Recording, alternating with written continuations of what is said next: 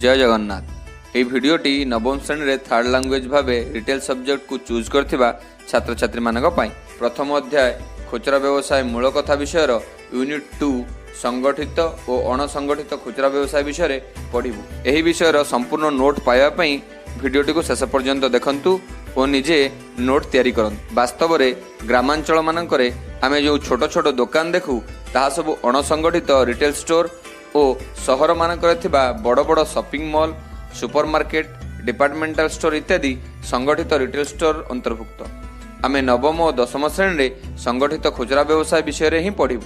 तेणु संगठित retail sector गुरुत्व को बुझी सेथिरे थिबा कैरियर अपॉर्चुनिटी को आपणेबा पई निजर दक्षता बा स्किल को वृद्धि करबा आवश्यक। आधुनिक युग में संगठित रिटेल सेक्टर केवल किणा बेगार सीमित होई रही नाही। भारत में संप्रति रिटेल व्यवसाय एक व्यापक परिवर्तन दे गति करुछि। किछि वर्ष पूर्वे उपभोक्ता माने तांकर दरकारी जिनिस गुड़िक साप्ताहिक हाट बा बुलाबिकाली मानक ठारू किणुथिले। परवर्ती समय रे अपेक्षाकृत बड़ बड़ स्थायी दुकान मान गढ़ी उठिला और दुकान मालिक माने अल्प किछि लोक मानक नियुक्ति देले। रिटेल व्यवसाय रूपरेखरे आसुथिबा एही परिवर्तन फलस्वरूप यह क्रमे आधुनिक रूप नेला एवं डिपार्टमेंटल स्टोर भली रिटेल व्यवसाय प्रतिष्ठान सृष्टि हैला। धीरे धीरे रिटेल व्यवसाय एक अणसंगठित व्यवसाय क्षेत्र संगठित व्यवसाय क्षेत्र रूप नेला। तेणु वर्तमान भारतीय रिटेल सेक्टर रे दुई प्रकार रिटेल व्यवसाय देखा मिलुछि। प्रथम रे अणसंगठित खुचरा व्यवसाय बा अनऑर्गेनाइज्ड रिटेल स्टोर, द्वितीय रे संगठित खुचरा व्यवसाय बा ऑर्गेनाइज्ड रिटेल स्टोर। अणसंगठित खुचरा व्यवसाय क्षेत्र बा अनऑर्गेनाइज्ड रिटेल बिजनेस यही खुचरा व्यवसाय क्षेत्र साधारणतः व्यक्तिगत मालिकाना चले। बेले बेले यह मध्य छोट छोट परिवार द्वारा परिचालित होता है। व्यक्तिकेन्द्रिक किराना स्टोर यार एक सार्थक उदाहरण। यार कार्य परिसर अत्यंत सीमित। अणसंगठित खुचरा व्यवसाय क्षेत्र सृष्टि और परिचालना पई सेभली कौनसी निर्दिष्ट आईन नाही। जड़े व्यक्ति जेतेबेले चाहिए गोटे छोट दुकान आरंभ करिपारिबो, सेथिपई कौनसी प्रकार पंजीकरण आवश्यक पड़े न था। एही खुचरा व्यवसाय रे कौनसी निर्दिष्ट खातापत्र बा नथिपत्र प्रस्तुत करबा दरकार पड़े नाही। यौथ व्यवसाय और कंपनी व्यवसाय भली यह हिसाब खाता, व्यावसायिक नथि इत्यादि प्रस्तुत करने को आईनत्व बाध्य नुहंती। अणसंगठित खुचरा व्यवसाय साधारणतः क्षुद्र आकार होता है और यार व्यवसायी माने विक्षिप्त भाव में विभिन्न स्थान में व्यवसाय करिथांती। अणसंगठित खुचरा व्यवसायर भित्तिभूमि अत्यंत दुर्बल तथा अनुन्नत होता है। यार कार्यदक्षता मध्य तुलनात्मक भावे कम थाए। क्षुद्र आकार, सीमित परिसर और व्यक्तिगत मालिकाना परिचालित होइथिबा कारणरू यह पर्याप्त परिमाणर अर्थ पाई न थाए। अर्थभाव और सीमित परिसर रे कार्य करथिबा कारणरू यह दक्ष मानव संबल उपयोग करिपारे नाही। दक्ष कर्मचारी अभाव अणसंगठित क्षेत्र में देखा जाए। तेणु अणसंगठित खुचरा क्षेत्र स्वाधीन भाव में छोट छोट व्यवसाय करुथिबा लोकमानकु नै गठित। यह एक पारंपरिक व्यवसाय क्षेत्र जहाँ साधारणतः व्यक्तिगत मालिकाना चली थाए।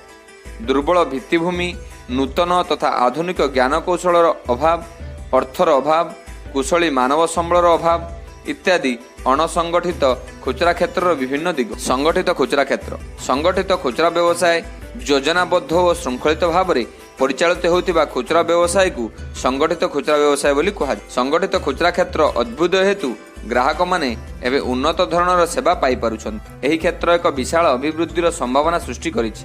फल देशर जीडीपी बा ग्रॉस डोमेस्टिक प्रोडक्ट बढ़िबा संगे संगे व्यापक नियुक्ति सुजोग सृष्टि होइछि।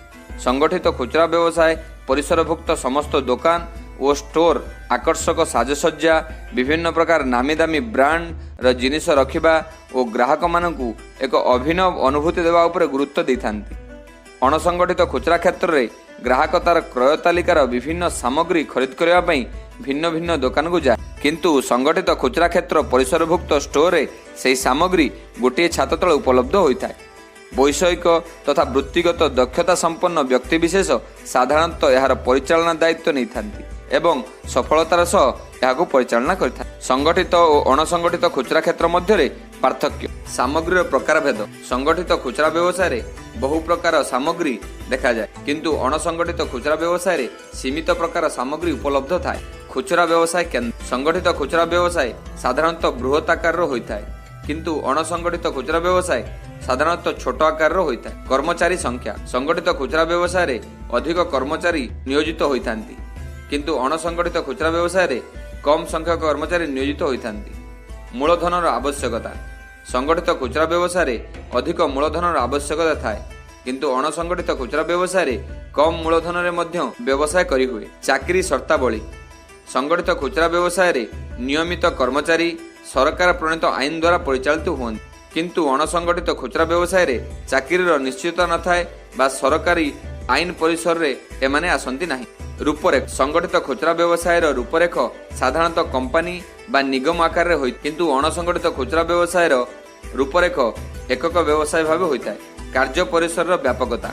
संगठित खुचरा व्यवसाय बहुगुड़े शाखा द्वारा कार्य करिथांती किंतु अणसंगठित खुचरा व्यवसाय सीमित अंचल और एकक शाखार सीमित था। छात्र छात्री मानक मोर अनुरोध, संगठित और अणसंगठित खुचरा क्षेत्र मध्य पार्थक्य को निजे नोट करि नियंतु एवं यह परीक्षा रे आसला भली एक इम्पोर्टेंट क्वेश्चन।